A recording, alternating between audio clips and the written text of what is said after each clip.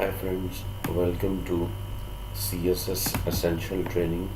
In this video, I will show you that how we can use width and height, or how we can apply width and height to HTML tags in CSS. So we will type here div close, and inside this style now CSS property is width. Sorry, first of all we will have to type a CSS selector, like to which HTML tag we want to apply. So div we want to apply, and then bracket open and close, and then enter. Now we can type like width. So the value of width and height in websites, in web designing, we can apply in percentage or in pixels. Like pixels, if I apply 300 pixels, so you can see when we refresh the page, nothing will happen. See,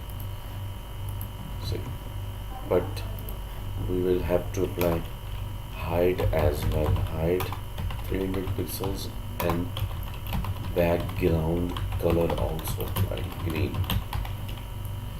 After every CSS property and value, we will have to type this semicolon.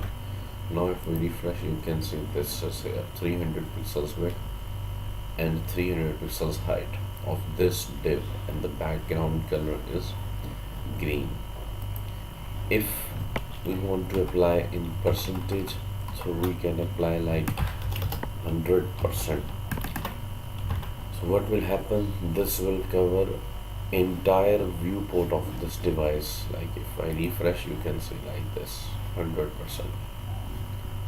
If yes, this is width 100% and height 300 pixels.